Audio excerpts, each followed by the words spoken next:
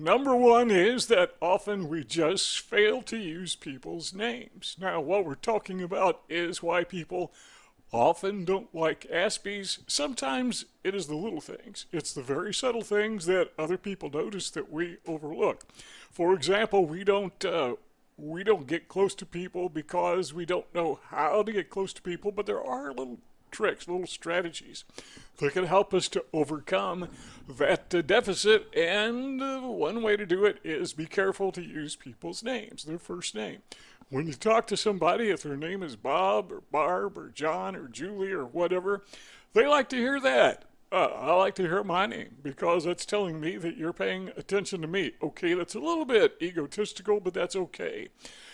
Healthy egoism is fine. Not narcissism, but just being self-preservative, understanding that you are respected, that you are wanted. That's a primary need that everybody has. So what you do is when you are confronting somebody or they're confronting you, when you use their name, what you're doing is you're just saying, I value you. You're indicating to that person that because you know his or her name and because you're willing to use it, that you value that person. Most of us like people who value us. We dislike people who disvalue us.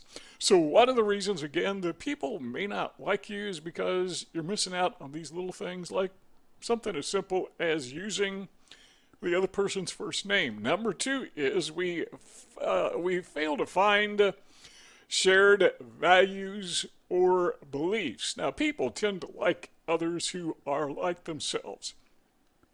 For good or bad, it's human nature. That's just the way it is. We tend to hang out with people who are very much like us. For example, I don't feel comfortable hanging out with a bunch of teenagers. I mean, I could do it, and under certain circumstances it would be fine, but by and large, I prefer to hang out with people who are my own age. I like people who are kind of like me. That's a universal trait. Everybody is like it. It's okay. Perfectly okay to cross those boundaries. In fact, sometimes we should do it intentionally. But there are also things such as shared values and shared beliefs that we overlook.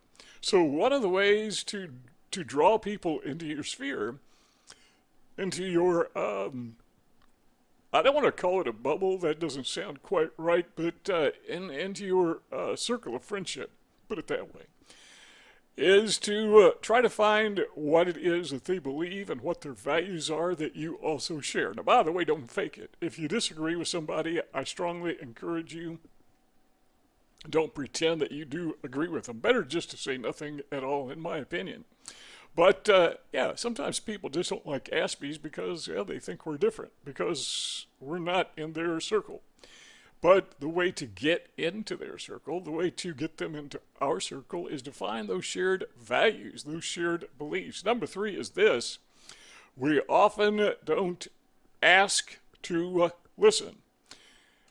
That may take a little bit of explaining, but have you ever had somebody ask you a question and then you start to answer them and they don't listen to your answer, or they just talk over top of you?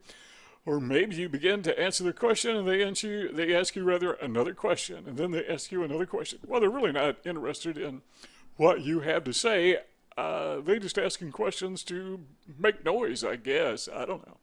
But I notice sometimes that people with Asperger syndrome may do the same thing, that we may ask a person a question, and then when they start to respond, we don't even listen to them. Our mind wanders off somewhere else, or we start talking about whatever we want to talk about. Now, if you ever go into therapy, which typically is a good thing, depending on whether or not you need it, but one of the things that you will notice is a professional therapist knows when to be quiet.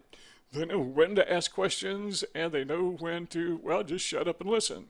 So think of yourself as a therapist when you're talking with other people, and I know it's tough to make small talk with people, for people with Asperger syndrome, but when you're having those conversations with other people, whether you like it or not, whether it's uncomfortable or not, master the art of just listening.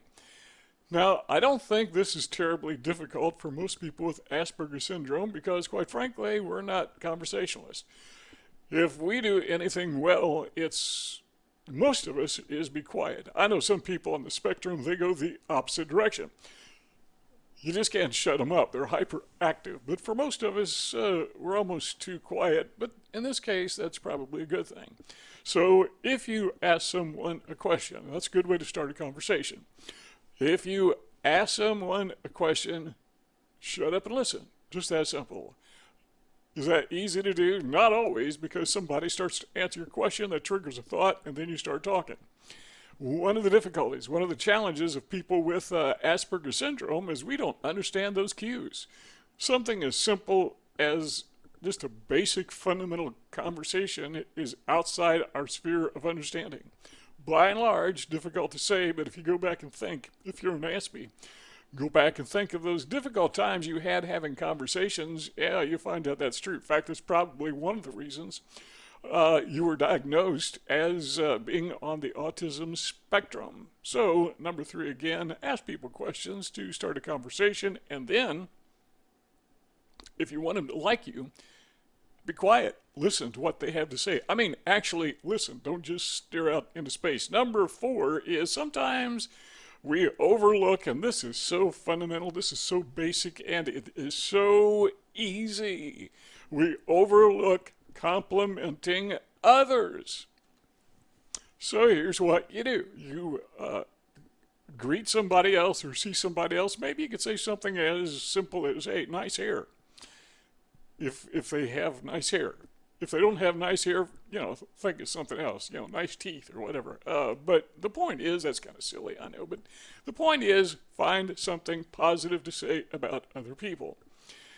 For some reason, there are some people who like to inflate their own ego, people who are either narcissists or have narcissistic tendencies. And by the way, I have a channel on narcissism that we're getting launched. You might want to tune into that and see what we have to say there. I think you'll enjoy that. But there are some people who have narcissistic tendencies, and the way that they feed their ego is they tear down other people. It's me versus you, and I'm obviously better. But people like to be complimented. If they do something well, or they look good, or they dress nice, why not say, hey, don't make a big deal about it, but say, hey, man, that looks good. Then let it go. Had a conversation with a guy one time. He just being friendly. I understood that. But people like to ask you questions like, what's your name, where do you live, and what do you do for a living? So this guy, he went through all the questions. What do you do for a living? And I started to explain to him, and he was just, oh, that is fascinating. No, it's not. I had a direct mail business. It's kind of simple. You buy a product wholesale and you sell it retail. How hard is that? It's not fascinating. The point that I'm making is sometimes we can overplay that compliment thing where it sounds phony. It's almost patronizing, but nonetheless, still, one of the reasons people don't like us is because we never got this handle on the conversation. The ability to converse with other people, we just don't compliment them. So why not? How hard is that? Try it. Next time you're out and about, see somebody, say, hey, nice hair, nice hat, nice shirt, whatever. And be careful because some people, they're offended. And if you're a guy, you see a very attractive woman and you say something that is complimentary and she has a husband next to her who is 6'4", he may take it the wrong way. She may be perfectly complimented.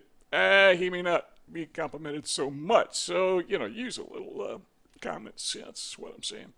Number 5 is we seldom project a good mood. Now stop and think about this. What type of people do you personally like to be around? I don't know about you, but I prefer to be around people who are cheerful, who are in a good mood.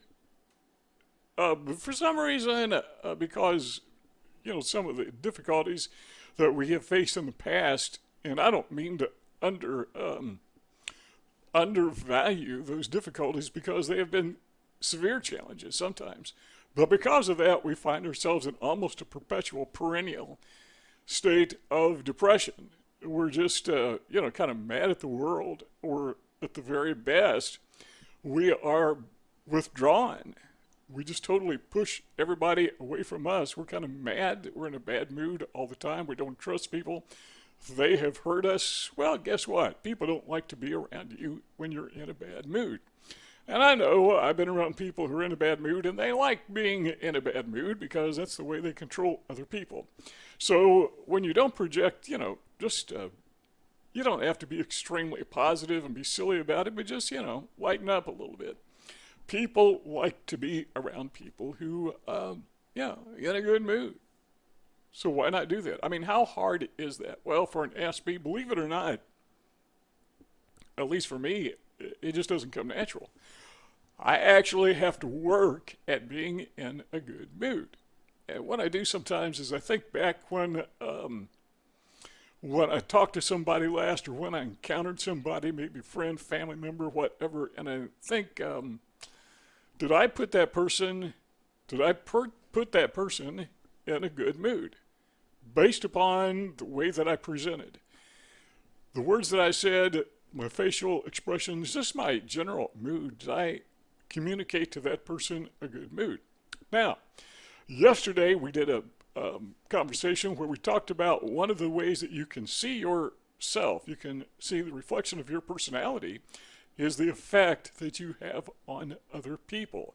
So if you are noticing that other people are in a bad mood every time they are around you, it could be they see you as some person who has this little storm cloud hovering or hovering, whatever, over their head, and like you're always kind of down and gloom and kind of just not fun to be around. So again, you can overdo this to the point where it seems fake and silly, but on the other hand, you don't have to underdo it where you just, just miserable to be around. So do this exercise. Stop and think about whoever you talk to in the last 24 hours. And if you didn't talk to anybody, think about the people you encountered in the last week. What kind of mood did you put them in? Did they walk away in a better mood than they were when they first met you, or did they walk away in a worse mood? I know there are some people that they just have that charisma about them. They can't help themselves. They just put people in a good mood by virtue of their presence. Well, I'm not one of those people. I actually have to work at it. And I don't even get anywhere near the results of a charismatic person when I put my best effort into it.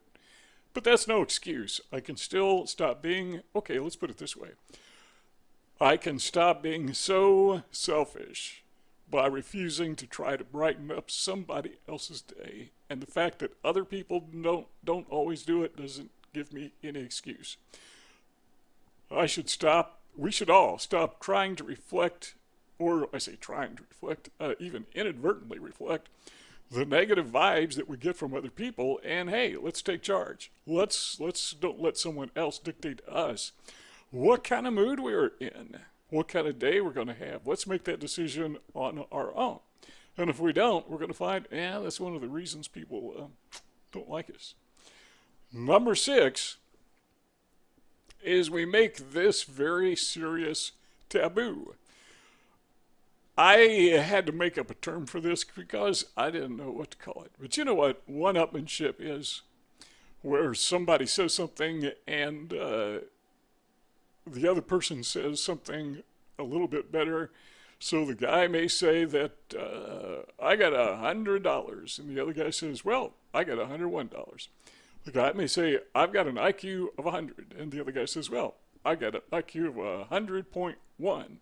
I've never heard anybody say that. But the point is, we have this thing called one-upmanship. But I made up the term one-downmanship. Or if you're a woman, I guess it would be one-down-womanship or whatever. But sometimes we're in a conversation with somebody, and yes, Aspies do have conversations. Some people say, hey, you never talk. But usually we have conversations, and when we do, it's something that we want to talk about, and if it's not, we just shut up and listen. Or our mind wanders. But when you are in a conversation, you may notice that somebody says something. Maybe they're talking about an accident they had and how bad it was, and we will respond by saying, oh, you think that was bad? Let me tell you about my accident. One downmanship. You know, that's the same thing as one upmanship, only we're putting the other person down, not just putting ourselves up. So there's two sides to that. So that, in my opinion, is a serious taboo that we need to watch out for. Is don't put ourselves higher than others, don't put others down lower than others. Just kind of meet people on their level wherever they are. And while you're there on their level, try to brighten up their day a little bit. If you don't have to be silly about it, but just a little bit. That's all it takes. What we are going to talk about tomorrow, you want to tune into this, the next video, is those things that Aspies value. Do you see the two rectangles on the screen? If you want this conversation to continue, all you got to do is click on one of those two rectangles and we just keep on talking. If not, well, thanks for stopping by and we'll see y'all next time.